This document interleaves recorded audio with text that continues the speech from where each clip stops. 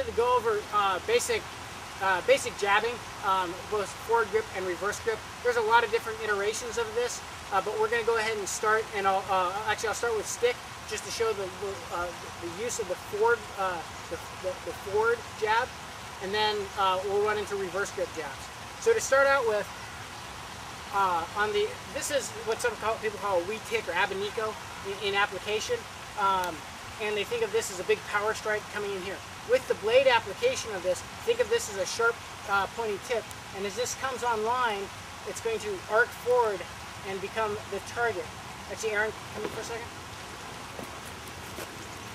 So instead of, say, hand hunting and whacking down and smacking something like this, as this point comes in, as it rolls forward, it's going to come online at the tip and then pick it and come back up.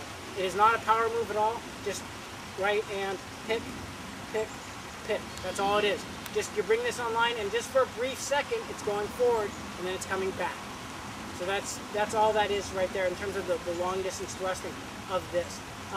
With the stick, because of the length of the stick, thank you very much, Ryan. As we snap forward, you can get a fair amount of range, and it brings the thrust line in from a fairly unusual range or angle versus common thrust angles like this, where you're really, it doesn't necessarily telegraph as much. It's just this whipping motion, but it's actually a thrust. Really useful line for stick sparring.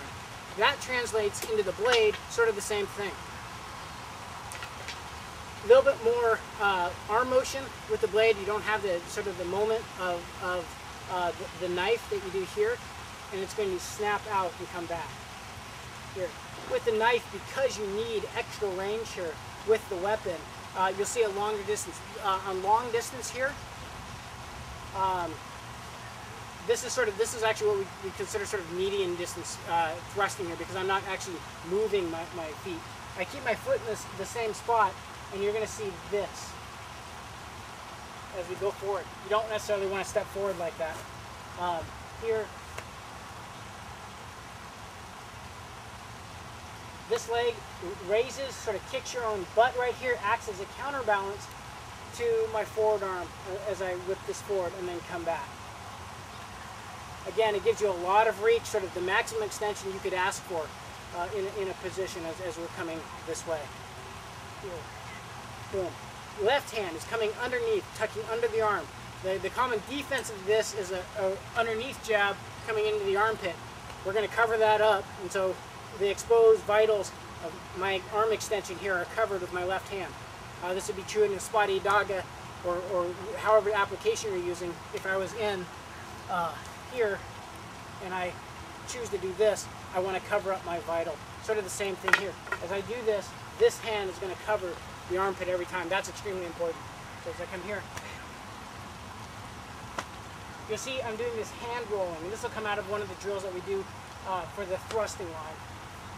As I come here, as you can see, the line of my body, my hips are forward and backwards this way. I'm not doing it this way.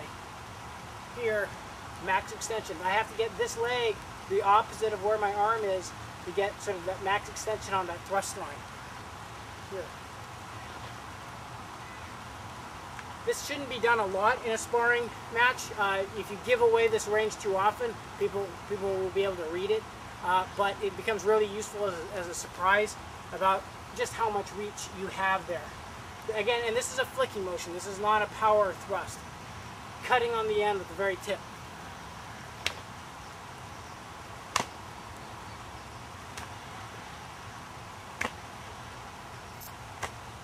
You do this in motion as you're moving around in that sort of rolling in action. Here. So that's the long distance thrust in forward grip.